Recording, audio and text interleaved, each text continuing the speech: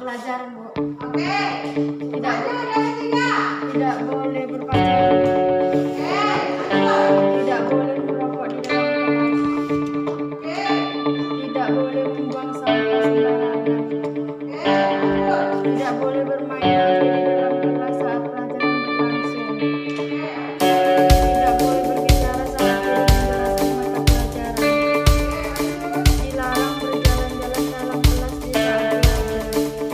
Dilarang membuang sampah di dalam kelas.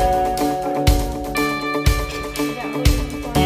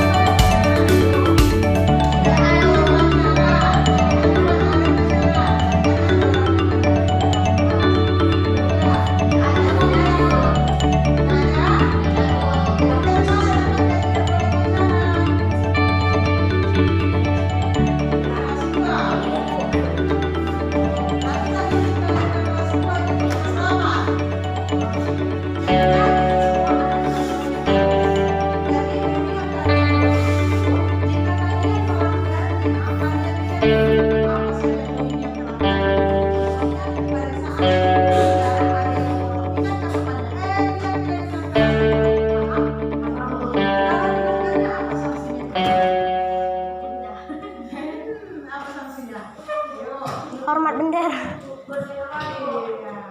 Dan setidaknya harus paham ya, jangan mau dihukum, ya kan? Ada adab atau ada rasa bersalah pada diri sendiri. Apa yang dengar tadi katanya tidak boleh melawan guru. Yang kedua tidak boleh menyela atau apa tadi nak? Apa tadi menyela guru kan? Seperti itu kan? Kemudian tidak boleh berpacaran di kelas. Itu mana tahu atau ada yang pacaran di kelas ya kan? Tidak boleh.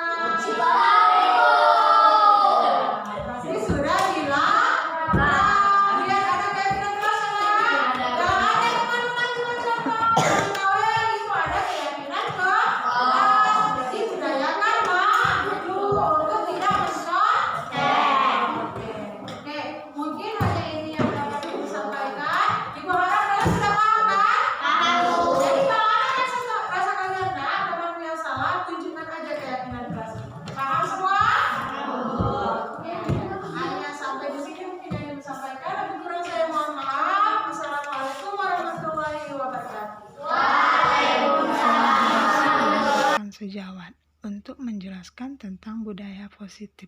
Di sini saya melakukan persentase di depan teman-teman saya, akan tetapi di sini karena tidak ada jaringan listrik, saya hanya menggunakan seadanya aja, dan saya menulis media atau bahan yang akan saya presentasikan, kemudian saya berikan kepada rekan sejawat.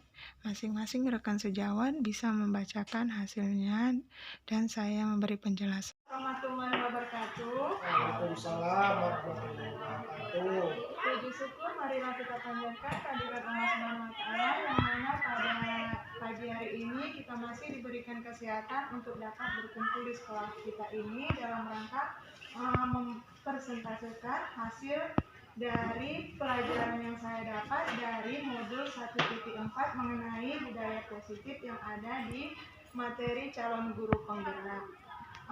Salawat serta salam marilah kita hadiahkan kepada Ruh junjungan kita Nabi besar Muhammad SAW. Semoga kita mendapat syafaat dan bertemu kelak di yaumul akhir. Amin ya rabbal alamin. Di sini saya ucapkan terima kasih buat rekan-rekan semua yang sudi kiranya berkenan untuk mendengarkan apa materi yang akan saya sampaikan yang saya pelajari dari CGP yang ada di modul LMS mengenai budaya positif. Bapak Ibu semua bisa dilihat dari materi yang sudah saya berikan. Untuk halaman pertamanya di sana ada kata konsep utama modul budaya positif. Jadi untuk materi kali ini di sini kita menerapkan bagaimana budaya positif ini untuk sekolah kita, baik untuk anak-anak maupun lingkungan ekosistem sekolah kita. Jadi ada beberapa yang perlu kita bahas. Yang pertama adalah perubahan paradigma belajar, yang kedua disiplin positif, yang ketiga kebutuhan dasar manusia, yang keempat motivasi perilaku manusia, yang kelima posisi kontrol restitusi, yang keenam keyakinan kelas, dan yang ketujuh segitiga restitusi.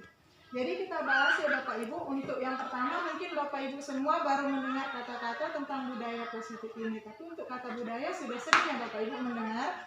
Oke, jadi bagaimana penerapannya nanti sekolah kita akan bahas. Oke, kita bahas dulu untuk yang pertama mengenai perubahan paradigma belajar. Pembelajaran dengan paradigma baru. Pembelajaran dengan paradigma baru dirancang berdasarkan prinsip pembelajaran yang berdiferensiasi sehingga setiap siswa belajar sesuai dengan kebutuhan dari tahap perkembangannya untuk mewujudkan profil pelajar Pancasila. Jadi paradigma baru ini Bapak Ibu, di sini kita menjelaskan bagaimana anak itu bisa belajar sebaik mungkin. Kita tidak bisa memaksakan apa kehendak kita pada murid kita. Jadi bebas, anak-anak bebas untuk belajar. Mereka belajar di bawah boleh, di bawah ruangan, di lantai seperti itu, atau mereka belajar yang secara kesenangan mereka masing-masing. Itu tidak boleh harus vakum, anak tidak boleh seperti itu Bapak Ibu. Jadi kita harus memberikan kebebasan kepada anak bagaimana yang mereka senangi untuk belajar seperti itu. Kemudian di sini ada disiplin positif. Untuk slide selanjutnya Bapak Ibu, disiplin positif. Dalam budaya kita, makna kata disiplin ialah sesuatu yang dilakukan seseorang pada orang lain untuk mendapatkan kepatuhan. Kita cenderung menghubungkan kata disiplin ini dengan ketidaknyamanan. Sebagai pendidik, tujuan kita adalah menciptakan anak-anak yang memiliki disiplin diri sehingga mereka bisa berperilaku dengan mengacu pada nilai-nilai kebajikan universal dan memiliki motivasi intrinsik dan bukan ekstrinsik.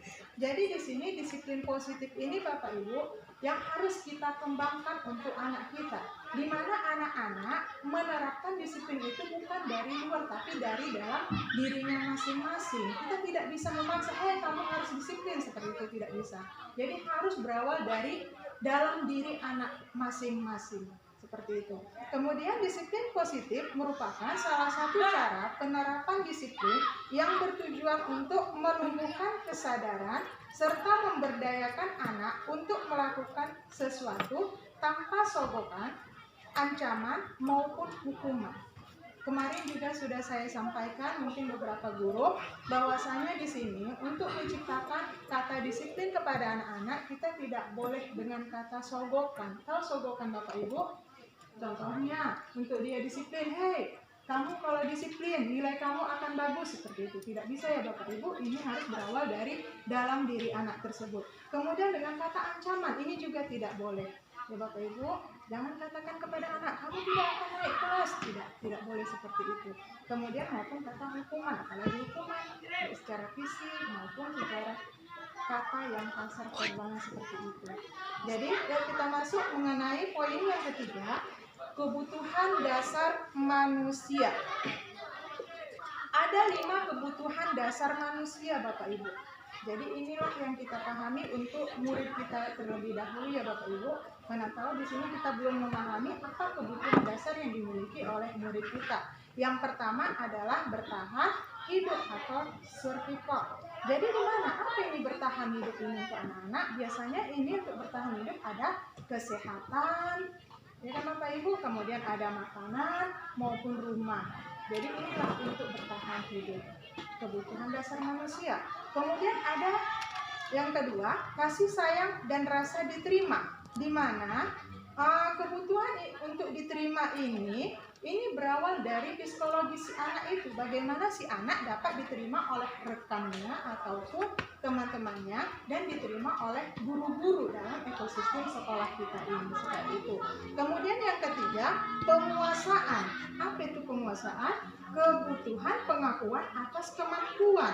Contohnya di sini anak-anak yang berprestasi, berarti dia merasa dirinya itu mampu untuk berprestasi, baik dia dalam bidang akademik maupun non akademik seperti itu. Kemudian kekuatan mencapai sesuatu tadi di penguasaan itu Bapak Ibu. Yang keempat ada kebebasan. Kebebasan dalam apa? Hal apa ini untuk anak didik? Kebebasan akan pilihan. Jadi di sini kita harus memberikan kebebasan pada anak didik. Jangan kita mengharapkan apa keinginan kita untuk anak didik tersebut. Jadi kita harus mengingat kembali apa yang diinginkan oleh anak didik kita. Jangan kita paksakan apa kehendak kita kepada anak didik. Maka anak didik akan mau belajar seperti itu. Kemudian ada kesenangan, di mana kesenangan ini merupakan kebutuhan untuk merasa senang. Senang bagaimana? Di sini kita melihat anak dapat bermain, tertawa, saling berdiskusi dengan baik sesama temannya seperti itu. Oke, kita lanjut untuk kata motivasi perilaku manusia. Untuk selanjutnya Bapak Ibu bisa lihat motivasi perilaku manusia. Kata motivasi, mungkin Bapak Ibu sudah pernah mendengar kata motivasi kan Bapak Ibu? Oke, bahkan kita sudah sering menjalankan motivasi untuk para peserta didik. Jadi motivasi merupakan dorongan yang timbul pada diri seseorang secara sadar atau tidak sadar untuk melakukan suatu tindakan untuk tujuan tertentu. Sering kita lakukan ini untuk anak didik kita. Jadi di sini ada beberapa cara yang dilakukan untuk motivasi itu ada 3. Yang pertama, menghindari ketidaknyamanan atau hukuman. Apa itu menghindari ketidaknyamanan atau hukuman? Jadi di sini murid melakukan disiplin diri karena ia takut dihukum. Ini merupakan motivasi ekstrinsik. Jadi di sini Bapak Ibu, karena murid merasa takut dihukum, dia dengan terpaksa melakukannya. Paham maksudnya Bapak Ibu? Nah, jadi itu kan berawal dari intrinsik dari anak itu, Bu. Ini ada faktor ekstrinsiknya karena kita suruh, karena anak-anak takut dihukum. Jadi mereka senang tidak senang harus melakukannya seperti itu. Kemudian yang kedua, mendapatkan imbalan atau penghargaan dari orang lain. Jadi di sini murid melakukan disiplin diri karena ia ingin mendapat imbalan. Ini merupakan motivasi ekstrinsik. Jadi dari luar ingin mendapatkan imbalan. Contohnya dengan kata si anak rajin, sering kita suruh-suruh. Oh iya, dia rajin, dia ingin mendapatkan imbalan pujian dari kita sebagai gurunya, seperti itu. Kemudian yang ketiga, menghargai nilai-nilai kebajikan diri sendiri.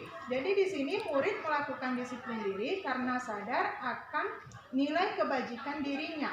Nah, ini yang dikatakan sebagai motivasi intrinsik karena dia sudah terpengaruh dari dalam. Dia sadar betul apa yang ia lakukan, apa yang ia kerjakan, seperti itu. Bisa dibedakan Bapak Ibu antara motivasi intrinsik dengan ekstrinsik? Oke, yuk kita lanjutkan ke selanjutnya. Konsep disiplin ya, dengan identitas gagal ataupun sukses. Jadi ada dua ini Bapak Ibu, ada gagal dan sukses. Kalau dia gagal berupa hukuman dan penghargaan. Jadi di sini pun kata penghargaan ini biasanya mengarah positif, tapi ini mengarah negatif ya Bapak Ibu. Nanti kita bahas kenapa penghargaan ini ke arah negatif. Kemudian kalau dia sukses, ada konsekuensi dan ada restitusi. Yuk kita bahas dulu yang identitas gagal. Yang pertama ada hukuman. Apa sih hukuman itu? Hukuman itu dapat bersifat menyakitkan. Kalau menyakitkan Bapak Ibu tanpa kita sadari, kita memberikan hukuman pada anak-anak. Anak-anak merasa tersakiti karena hukuman yang kita buat seperti itu. Kemudian murid juga tidak nyaman dengan adanya hukuman tadi.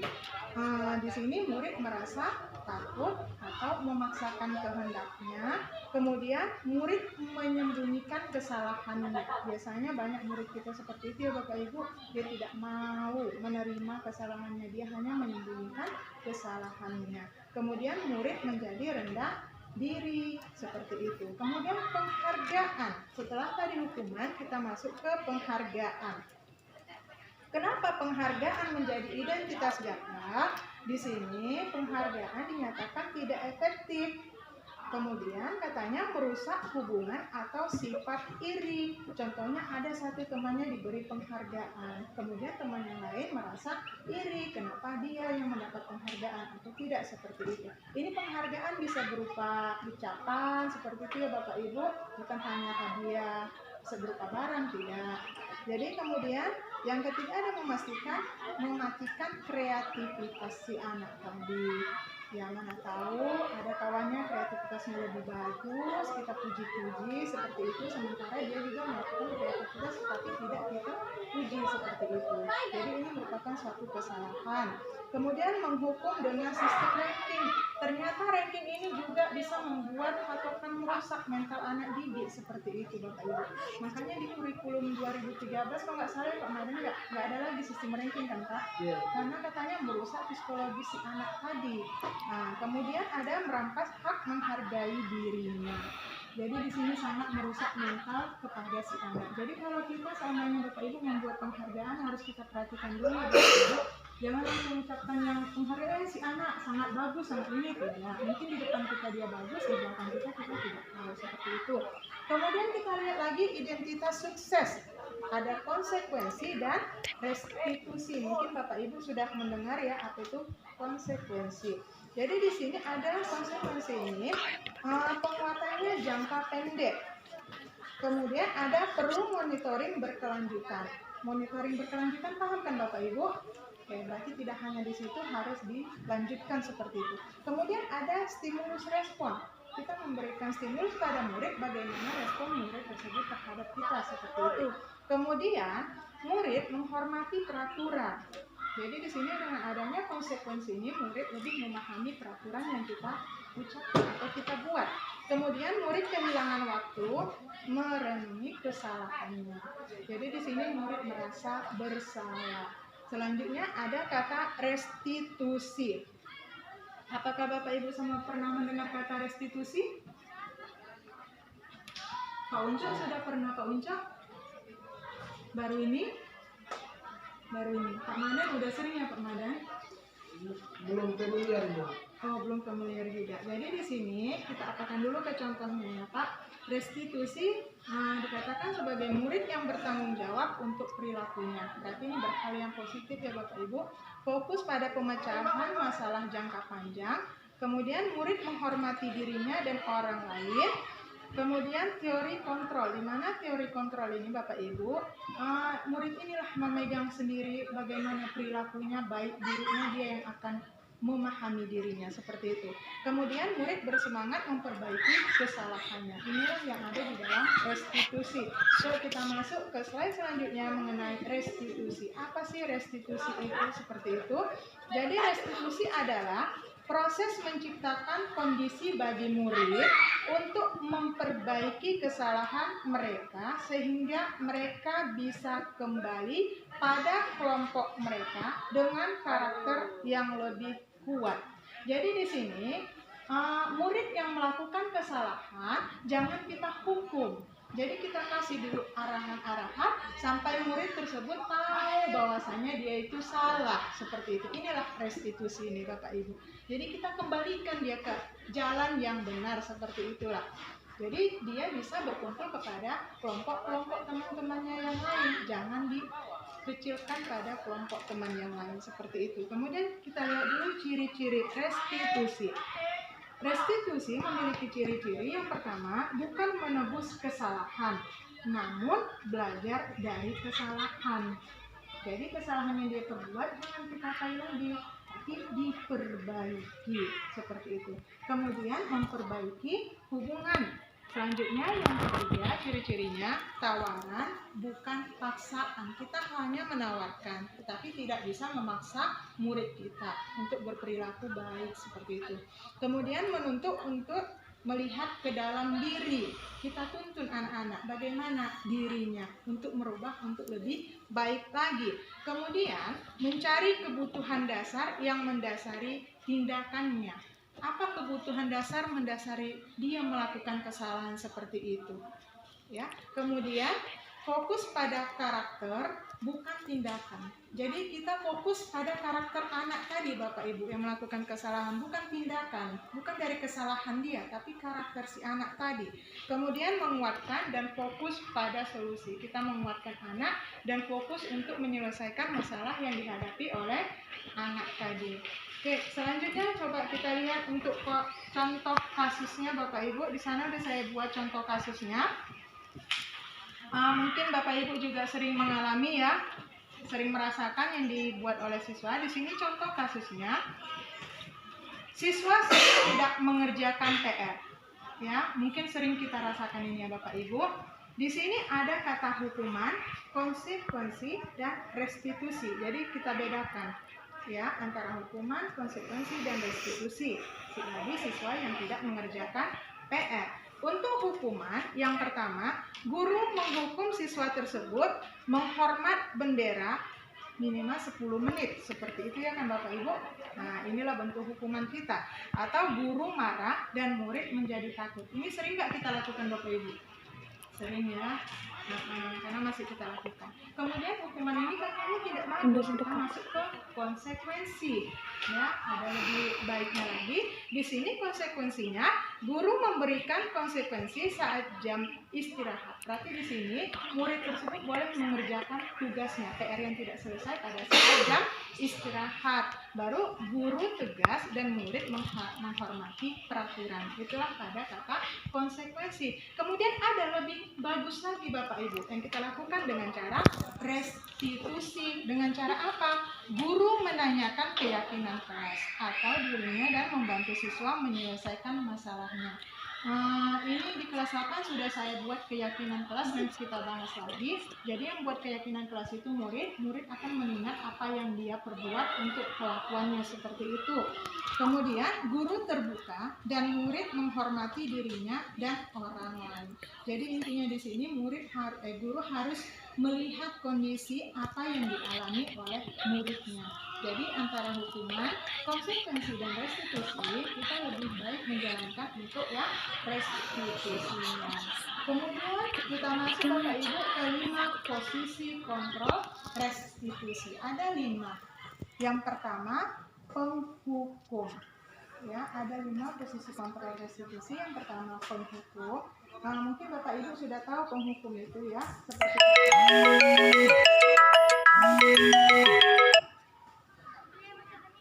penghukum Penghukum ini bisa dilakukan secara verbal atau fisik. Apakah Bapak Ibu pernah melakukan seperti itu Bapak Ibu? Kalau penghukum fisik, contohnya kita beri cubitan kepada anak atau memukul anak seperti itu, pernah Bapak Ibu? Ya kalau bisa tidak diperbolehkan lagi ya Bapak Ibu. Oke, yang kedua membuat rasa bersalah. Jadi posisi kontrol kita di sini Bapak Ibu, membuat rasa bersalah ini kita bersuara lembut kepada anak. Contohnya anak terlambat datang tadi, tidak mengerjakan tugas, kita tanya, kenapa anak tidak mengerjakan tugas? Jangan langsung dibentak anaknya Bapak Ibu, suara lembut dulu, kenapa tidak dikerjakan? Kemudian yang ketiga ada teman.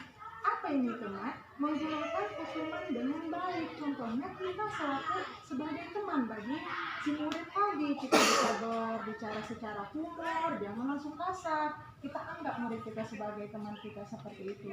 Kemudian pemantau. Apa ini pemantau? Mengawasi. Inilah peran kita, mengawasi murid kita seperti itu sebagai kontrol restitusi tadi. Kemudian yang terakhir, manajer. Apa itu manajer? Berbuat sesuatu pada murid, mempersilahkan murid mempertanggungjawabkan perilakunya. Jadi di sini jangan langsung dimarahi, kita tanyai dulu apa yang dilakukannya dan apa solusinya. Seperti itu Bapak Ibu semua.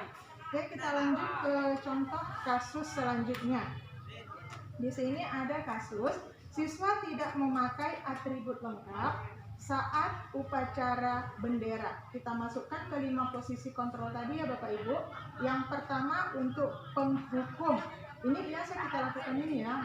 Karena kan upacara bendera murid tidak memakai atribut seperti simbol, topi, ya kan Pak Unco?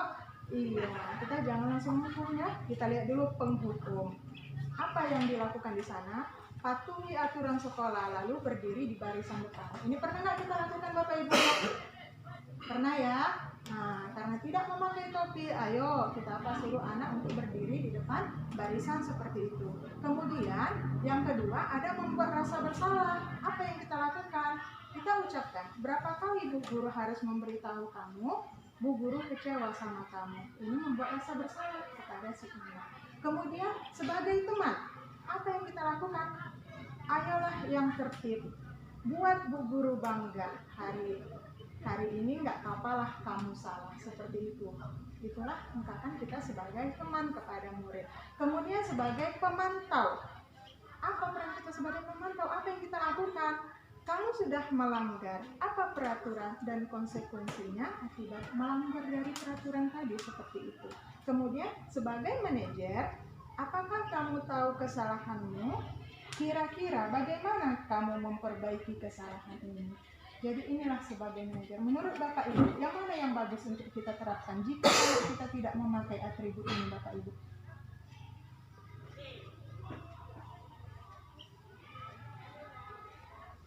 Gimana Pak Unco? Apakah sudah siap untuk menjadi manajer?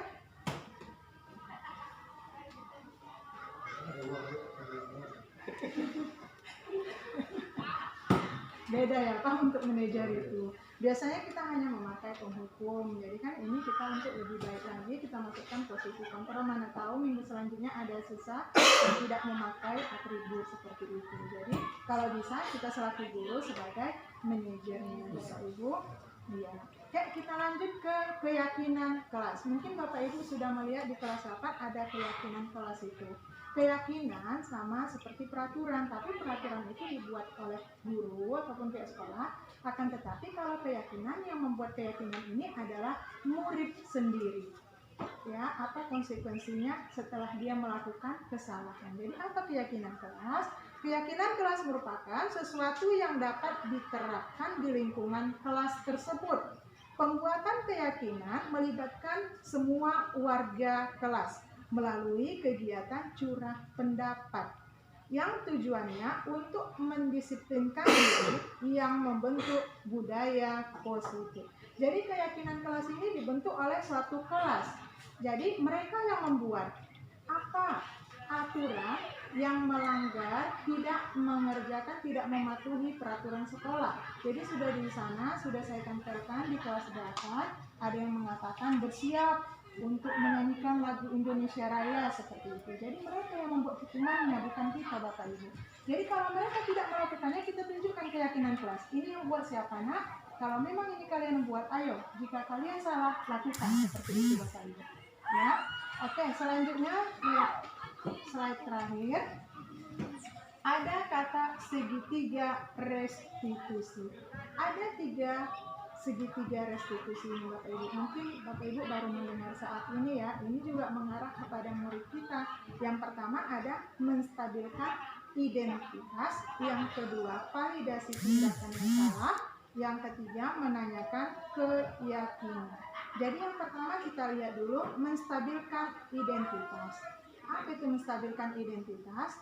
Kita semua akan melakukan hal yang terbaik yang bisa kita lakukan. Jadi di sini peran kita sebagai guru mengubah identitas anak yang dari gagal menjadi sukses. Jadi anak yang merasa dirinya gagal, kita bentuk, kita stabilkan dirinya agar dia menjadi sukses. Jangan dong seperti itu. Jadi di sini kita sebagai guru anggaplah kita sebagai teman bagi murid kita tadi. Seperti itu Bapak Ibu. Kemudian yang kedua, validasi tindakan yang salah, di mana semua perilaku memiliki alasan. So pasti bukan hanya murid, kita juga pernah melakukan kesalahan seperti itu. Jadi apa itu? Setiap tindakan dilakukan dengan tujuan memenuhi kebutuhan dasar. Jadi apa? Kita tanya apa alasan anak tersebut melakukan kesalahan. Contohnya dia terlambat datang ke sekolah. Kita tanya alasannya, kenapa dia terlambat datang ke sekolah. Inilah yang dinamakan sebagai validasi tindakan yang salah. Kemudian yang ketiga, menanyakan keyakinan. Kita semua memiliki motivasi internal. Inilah tadi keyakinan kelas yang kita buat tadi Bapak Ibu. Jadi setelah anak-anak melakukan kesalahan, kita tanya lagi ya, ini keyakinan kelas yang kalian buat. Apa langkah selanjutnya yang kalian lakukan setelah kalian melakukan kesalahan? Seperti itu Bapak Ibu. Jadi mungkin hanya ini yang dapat saya sampaikan. Jika ada yang ingin ditanyakan atau ingin diatai dari Bapak Ibu, saya persilakan. Mana tahu tidak sesuai dengan sekolah kita, memang inilah harus kita terapkan di sekolah kita ini. Karena sesuai dengan profil pelajar Pancasila. Intinya Bapak Ibu, kita tidak boleh vakum di sekolah tersebut, di kelas tersebut aja Bapak Ibu. Bebaskan anak-anak bagaimana mereka berkreasi untuk belajar. Jangan mereka hanya memantau kita saja, mendengarkan kita yang harus mendengarkan mereka. Seperti itu Bapak Ibu. Terserah mereka mau belajar di lantai juga boleh, mau dia tidak boleh. Seperti itu. Karena inilah sesuai dengan tujuan dari Ki Hajar Dewantara, berprofil pelajar Pancasila. Ada pertanyaan Bapak Ibu?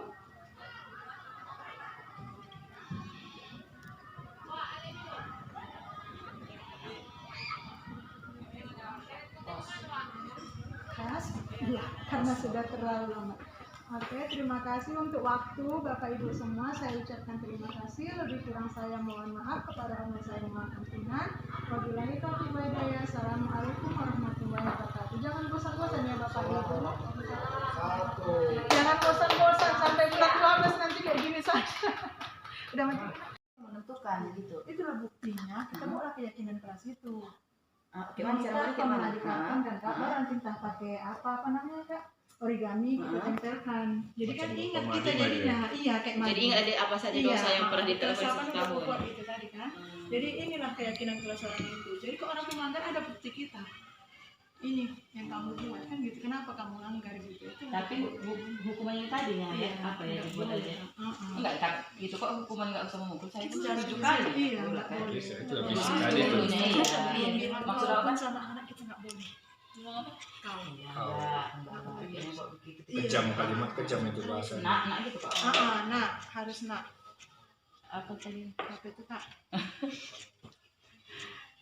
Iya, untuk hukuman itu tadi lah yang lebih kreatif Iya, kan. kreatif. Hukuman yang mendidik begitu. Kita suruh dia bernyanyi itu pun boleh, tapi jangan sampai jangan fitnah sama anak itu. Dimatikan anak itu nggak boleh katanya. Guru zaman sekarang udah jarang semua. Itu lah. Zaman Memang sekarang. aku akui lah mereka tahu mereka kan Kak Sundari Kak apa Ucok dikasih apa mereka kemana untuk belajar. Betul kan Kak? Jadi kadang baiknya sih tengok di situ, apalagi menghadapi si Aldi. Cuman kita sabarkan aja lah. Iya, kan kayak mana? Jadi Menurut cuma kakak solusinya mengapakan itu. supaya itulah dia semangat merdeka belajar. belajar kak, merdeka belajar itu kita nggak boleh Kakak memang ngapain. kok ini kan kompor itu kan. Jadi kompor itu Kalau udah 2 kali tanya sama orang, 2 kali pertemuan. Sekali aku bawa nggak tahu aku pakai mana datang lah, karena menengok sebetulnya nggak dijawab orang itu, cuma nengok matanya itu ke awak, kita udah orang ini nggak konsentrasi. Sekali dibilang nggak dengar kan, pumpang lah, wah pumpang baru dia baru makan. Bisa orang tuh, ternyata orang itu model kerasnya rupanya. Iya. Jadi kerasnya bisa, berarti orang itu minta keras kan gitu. Nah, jadi sebenarnya itu. nggak boleh kak, Jadi apa solusinya supaya ini? harus lembut. Jadi apa kemauan orang itu kan kak kemarin udah pernah tanya kan yang merdeka belajar. Jadi kita Nggak sadar harus dari itu membebaskan sih. anak-anak itu.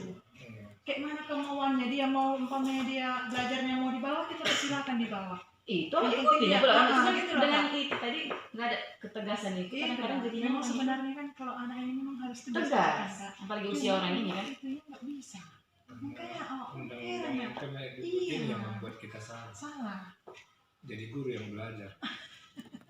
Karena kan di sekolah ini kak, di kota-kota itu kan minat belajar anak itu tinggi. Iya, wajar Sekolah begitu kita kan. yang nggak ada.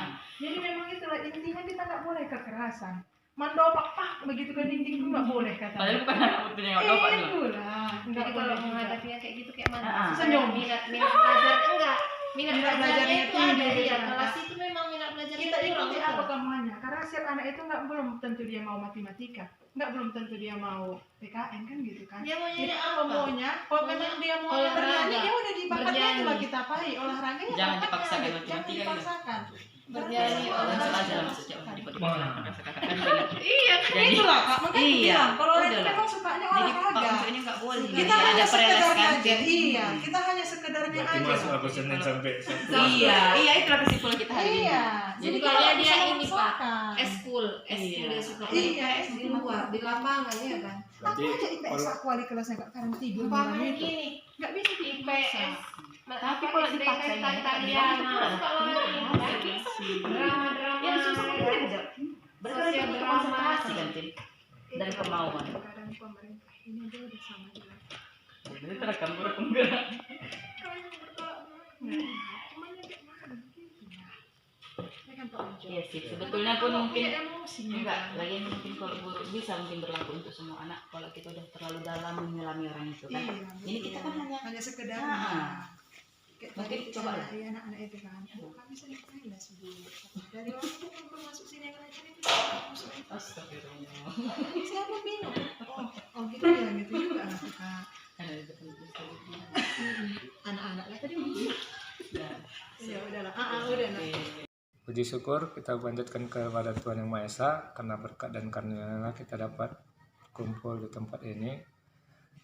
Ya, terima kasih kepada Ibu Agustina Laila yang telah memberikan masukan ataupun pelajaran terhadap saya, sehingga saya dapat membuat pelajaran saya semakin bersemangat lagi untuk mengajar kepada anak-anak saya di PTD SMP Negeri 5 Sungai Kanan mengenai tentang keyakinan kelas, di mana saya selama ini mengetahui bahwa hukuman fisik atau itu sudah berlaku selama ini. Dengan adanya keyakinan kelas tadi, saya sudah mendapat ilmu dari Ibu Agustina bahwasanya perbuatan kelakuan fisik itu tidak boleh lagi di sekolah, ataupun dengan adanya keyakinan kelas tadi sudah merubah akan kepada anak-anak yang mana namanya tentang fisik itu tidak boleh untuk dilakukan. Terima kasih. Selamat pagi, saya bernama Erika Siotang. Setelah membuat keyakinan kelas bersama teman-teman, saya lebih giat lagi belajar dan konsisten untuk mempertahankan kegiatan kelas. Terima kasih Bu Laila telah membimbing kami semakin giat belajar. Sekian, terima kasih, selamat pagi.